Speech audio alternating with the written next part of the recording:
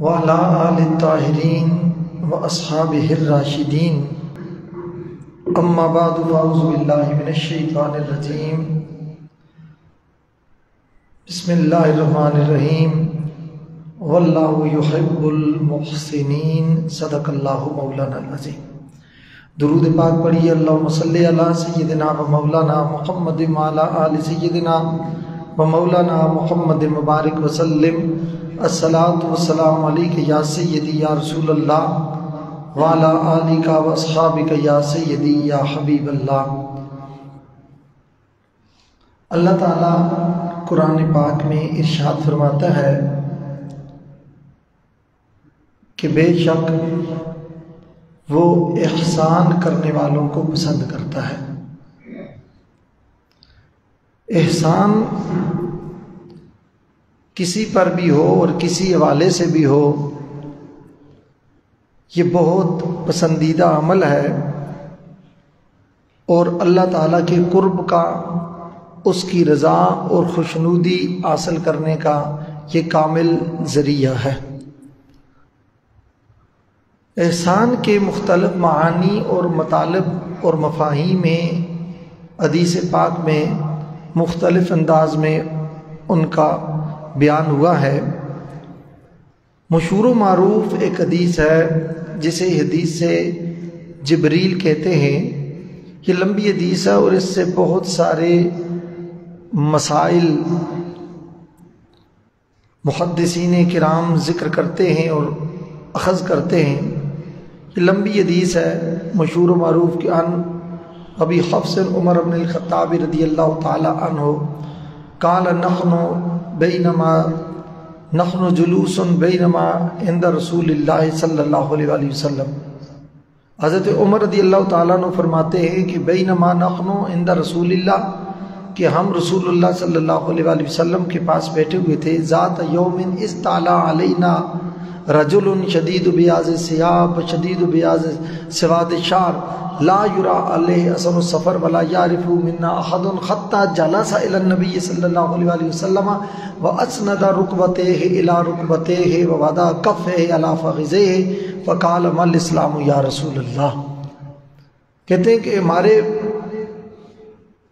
بیٹھنے کے دوران ہی جب حضور کے ہم حلقہ صحبت میں بیٹھے ہوئے تھے تو ایک شخص آیا جو بہت زیادہ سفید بالوں والا تھا، بہت زیادہ سفید لباس والا تھا، بہت زیادہ سیاہ بالوں والا تھا، اور اس پر سفر کے کچھ آثار نظر نہیں آ رہے تھے۔ ایک ہوتا ہے نا مسافر ہے، سفر کر کے آیا ہے، گرد و غبار اس کے بالوں پر پڑا ہوا ہے، تھکا ہوا ہے، پسینہ آیا ہوا ہے، کوئی پسینے کے داغ ہوتے ہیں اور بال بکھرے ہوئے ہیں، کپڑوں پر گرد و غبار ہے۔ کہتے ہیں اس طرح کی کوئی کیفیت بھی نہیں تھی، اور آیا اور رسول اللہ صلی اللہ علیہ وسلم کی بارگاہ میں سلام کر کے دو زانو ہو کر اپنے رانوں پر ہاتھ رکھ کر اور اپنے زانوؤں کو رسول اللہ صلی اللہ علیہ وآلہ وسلم کے زانوؤں کے سامنے رکھ کر وہ بیٹھ گیا اور حضور سے آ کر سوال کرنے لگا۔ سوال کیا حضور سید عالم صلی اللہ علیہ وآلہ وسلم سے کہ اخبرنی عن الاسلام، حضور مجھے اسلام کے بارے میں خبر دیجئے کہ اسلام کیا ہے۔ سرکار دو عالم صلی اللہ علیہ وسلم نے ارشاد فرمایا الاسلام ان تشہد ان لا الہ الا اللہ، اسلام یہ ہے کہ تو شہادت دے اللہ کے علاوہ کوئی معبود نہیں ہے، وان محمدًا رسول اللہ، اور بے شک محمد صلی اللہ علیہ وسلم اللہ کے رسول ہے، نماز قائم کر، زکوٰۃ دے، رمضان کے روزے رکھ اور بیت اللہ کا حج کر جتنی تیری استطاعت ہے۔ کہتے ہیں اس نے کہا صدقتا یا رسول اللہ، آپ نے سچ کہا۔ حضرت عمر رضی اللہ تعالی عنہ فرماتے ہیں کہ ہم بڑے حیران تھے کہ یہ سوال بھی کرتا جا رہا ہے اور ساتھ ساتھ تصدیق بھی کرتا جا رہا ہے، سوال بھی کر رہا ہے اور تصدیق بھی کر رہا ہے۔ پھر اس نے ایمان کے بارے میں پوچھا، حضور نے ایمان کا بھی بتا دیا کہ ان تؤمن باللہ و ملائکتہ و کتبہ و رسلہ والیوم الآخر و تؤمن بالقدر خیرہ و شرہ، ایمان یہ ہے کہ تم اللہ پر ایمان لاؤ، اس کے فرشتوں پر ایمان لاؤ، اس کی کتابوں پر ایمان لاؤ، اس کے سارے رسولوں پر ایمان لاؤ، آخرت کے دن پر ایمان لاؤ، اور تقدیر کے خیر و شر ہونے پر بھی ایمان لاؤ۔ خیر، آج کے موضوع سے ریلیٹڈ اگلا جملہ ہے جو پوری حدیث میں نے برکت کے لیے ذکر کر دی ہے۔ فقال صدقت، اس نے کہا آپ نے سچ فرمایا۔ قال فاخبرنی عن الاحسان، اس نے کہا اب مجھے ذرا احسان کے بارے میں خبر دیجئے، احسان کیا ہے، احسان کا بتائیے۔ تو نبی پاک صلی اللہ علیہ وسلم نے ارشاد فرمایا ان تعبد اللہ کأنک تراہ فإن لم تکن تراہ فإنہ یراک، فرمایا احسان یہ ہے کہ تو رب کی اس طرح عبادت کر کأنک تراہ، گویا تو اپنے سر کی آنکھوں سے رب کا دیدار کر رہا ہے، اللہ کی زیارت کر رہا ہے۔ جس کو سجدہ کر رہا ہے وہ سامنے ہے، جس کے آگے جھک رہا ہے وہ سامنے ہے، جس کے آگے سجدہ ریز ہو رہا ہے وہ تیرے سامنے ہے۔ اس عقیدے کے ساتھ، یقین و تیقن کے ساتھ، اس اخلاص اور للہیت کے ساتھ تو عبادت کر، گویا تو جس کو سجدہ کر رہا ہے تو اس کی زیارت بھی کر رہا ہے، تو اس کو دیکھ بھی رہا ہے۔ فَإِن لَمْ تَكُنْ تَرَاهُ فَإِنَّهُ يَرَاكَ، اگر تو اس درجے پر نہیں ہے، اس کمال پر نہیں ہے، یہ مقام، یہ شان، یہ شوکت، یہ عظمت و رفعت تجھے نصیب نہیں کہ تو اس کو دیکھ سکے، فَإِنَّهُ يَرَاكَ، پھر یہ یقین رکھ کہ وہ تو تجھے دیکھ رہا ہے، وہ تجھے دیکھ رہا ہے۔ یہ یعنی نبی علیہ الصلوۃ والسلام نے اس مثال میں بڑی بات سمجھائی ہے۔ پہلے بندے کو ڈر یہ کہ جب میں اللہ کو دیکھ رہا ہوں، اور ظاہر ہے جب سامنے معبود حقیقی ہو، معبود برحق ہو، تو اس کو چھوڑ کے بندہ کہیں ادھر ادھر نہیں دیکھ سکتا، ادھر ادھر خیال بھی نہیں کر سکتا، تصور بھی نہیں کر سکتا۔ اور پھر اگلی بات جو سرکار نے فرمایا فَإِن لَمْ تَكُنْ تَرَاهُ فَإِنَّهُ يَرَاكَ، اگر تیرا ایمان اس درجے پر نہیں ہے، تیرا مقام و مرتبہ ایمان کے لحاظ سے اس درجے پر نہیں ہے، یہ سٹیٹس نہیں ہے، تو پھر یہ تو رکھنا کہ إِنَّهُ يَرَاكَ، وہ تجھے دیکھ رہا ہے۔ اور یہ بات حضور نے بڑی مثال سے سمجھا دی ہے کہ دیکھیں نا، امام دیکھ رہا ہو تو مقتدی کوشش کرتا ہے کہ میں کوئی غلط حرکت نہ کروں، مقتدی دیکھ رہے ہوں تو امام صاحب کوشش کرتے ہیں کہ میں کوئی خلاف شریعت حرکت نہ کروں، یہ مقتدی میرے بارے میں کیا سوچیں گے کہ ہم ان کے پیچھے نماز پڑھتے ہیں، یہ ہمیں نصیحت کرتے ہیں، اور خود ایسے ہیں۔ بندے کو ایک ڈر ہوتا ہے نا۔ اور والد دیکھ رہا ہو، بچہ کمزوری نہیں کرتا، کوتاہی نہیں کرتا، ڈرتا ہے کہ ابو دیکھ رہے ہیں، والد صاحب دیکھ رہے ہیں، استاد دیکھ رہا ہو، شاگرد کوئی غلطی نہیں کرتا، پیر دیکھ رہا ہو، مرید غلطی نہیں کرتا، دفتر کا یہ حساب لگا لیں، باس دیکھ رہا ہو تو دفتر میں جو کام ماتحت کام کرنے والا عملہ ہے وہ غلطی نہیں کرتا کہ افسر دیکھ رہے ہیں، صاحب دیکھ رہے ہیں۔ یعنی جب صاحب دیکھ رہے ہیں تو اتنا ڈر ہے، جس کو یہ یقین ہو جائے اللہ دیکھ رہا ہے تو اس کو کتنا ڈرنا چاہیے۔ جس کو یہ یقین ہو جائے، اس تیقن پر ہو کہ رب دیکھ رہا ہے، چوری نہیں کرتا کیوں؟ رب دیکھ رہا ہے، ڈاکہ نہیں ڈالتا کیوں؟ رب دیکھ رہا ہے، غیبت نہیں کرتا کیوں؟ رب دیکھ رہا ہے، کسی کی دل آزاری نہیں کرتا کیوں؟ رب دیکھ رہا ہے، مال میں خرد برد نہیں کرتا کیوں؟ رب دیکھ رہا ہے، جھوٹ نہیں بولتا کیوں؟ رب دیکھ رہا ہے، کسی کے ظلمن مال نہیں ہتھیاتا کیوں؟ رب دیکھ رہا ہے، کسی پر زیادتی نہیں کرتا کیوں؟ رب دیکھ رہا ہے، کوئی خلاف شرع حرکت نہیں کرتا کیوں؟ رب دیکھ رہا ہے۔ جب بندہ اس درجے پر پہنچے کہ رب دیکھ رہا ہے اور وہ ڈر جائے، اور رب کے خوف سے، رب ذوالجلال کے ڈر سے، جس آنکھ میں مکھی کے سر کے برابر آنسو آ جائے، سرکار فرماتے ہیں مجھے اللہ کی عزت کی قسم ہے، اللہ اس آنکھ میں جہنم کا دھواں بھی داخل نہیں ہونے دے گا۔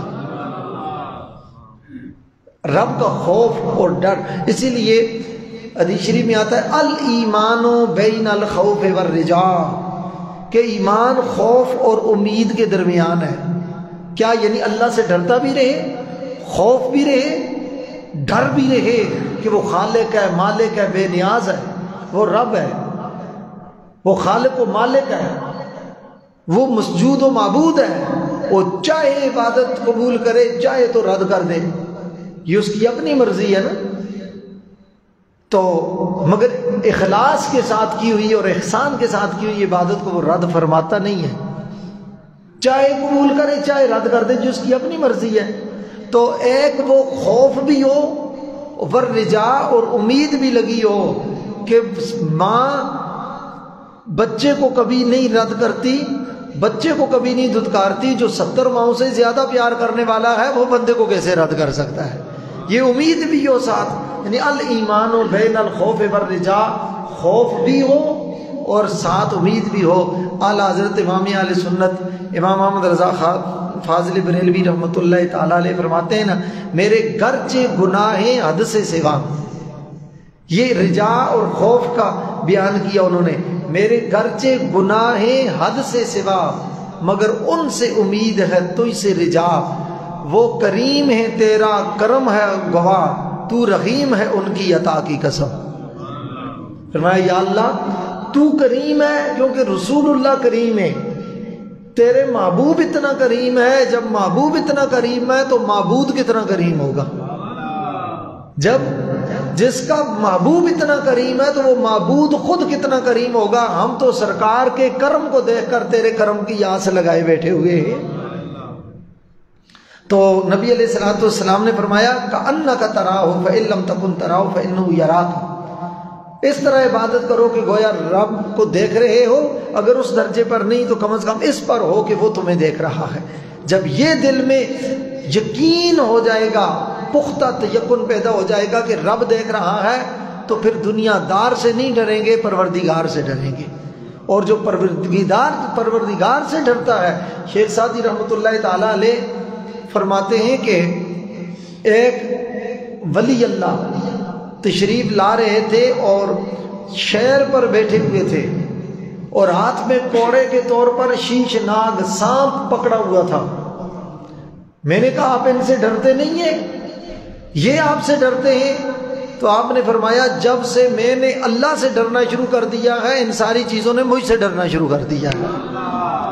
جب سے میں اللہ سے ڈرتا ہوں تو یہ ساری چیزیں مجھ سے ڈرتی ہیں۔ حضرت مولا کائنات علی مرتضیٰ کرم اللہ تعالیٰ وجہ الکریم کا پسندیدہ عمل ہی جنگ، کسی کا پسندیدہ عمل کیا ہوتا ہے بھائی سیر کرنا، کسی کا پسندیدہ عمل ہے سونا، کسی کا پسندیدہ عمل ہے پکنک منانا، کسی کا پسندیدہ عمل مٹھائی کھانا، کسی کا پسندیدہ عمل کیا ہے۔ علی مرتضیٰ سے پوچھا گیا آپ کا پسندیدہ عمل کیا ہے؟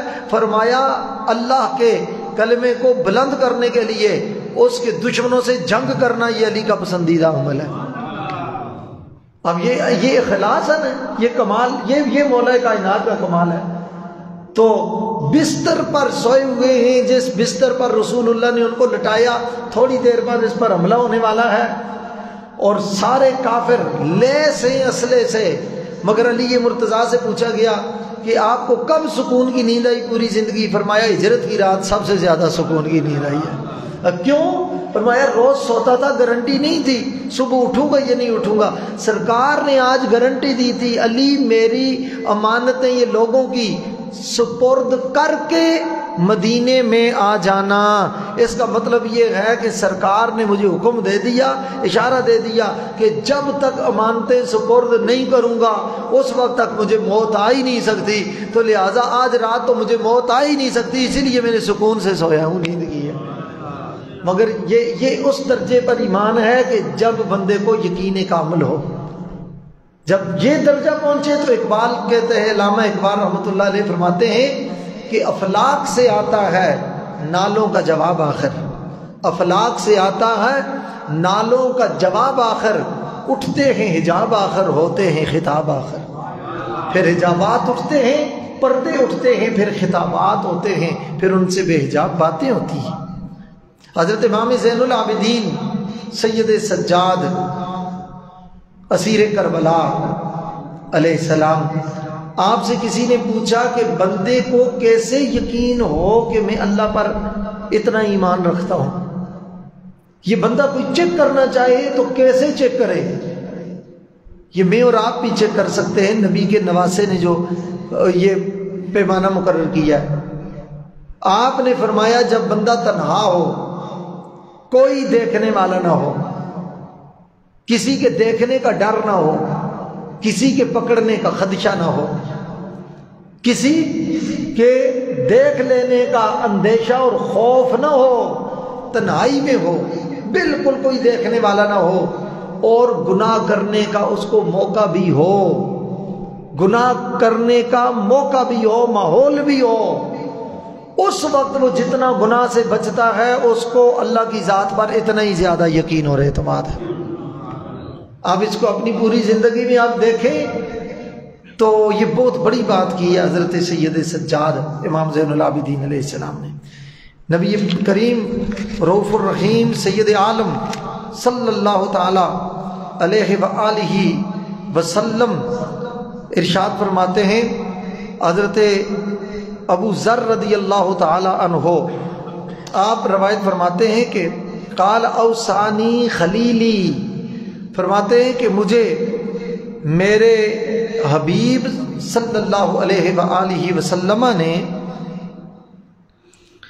وصیت فرمائی ان اخشى اللہ کانی اراہ فإن لم اکن اراہ فإنہ یرانی، کہ نبی علیہ الصلوۃ والسلام نے مجھے فرمایا کہ اللہ تعالیٰ سے اتنا ڈرو گویا کہ تم اللہ تعالیٰ کو دیکھ رہے ہو، بس اگر اس درجے پر نہیں ہو تو کم از کم یہ تو یقین کر لو کہ وہ تمہیں دیکھ رہا ہے۔ یہ نبی کریم صلی اللہ تعالی علیہ وآلہ وسلم نے ارشاد فرمایا، اور اس طرح کی بہت ساری اور روایات بھی ہیں۔ حضرت شداد بن اوس رضی اللہ تعالی عنہ روایت کرتے ہیں، یہ مسلم شریف کی روایت ہے اور ترمذی شریف میں بھی ہے، فرماتے ہیں قال رسول اللہ صلی اللہ علیہ وسلم ان اللہ کتب الاحسان علی کل شیء، کہ اللہ تعالیٰ نے احسان ہر چیز میں لکھا ہے، ہر چیز میں احسان کرنے کا حکم اللہ نے عطا دیا ہے۔ فَإِذَا قَتَلْتُمْ فَأَحْسِنُوا الْقِتْلَةَ، کہتے ہیں جب تم کسی کو قتل کرو تو پھر بھی اچھے انداز سے قتل کرو۔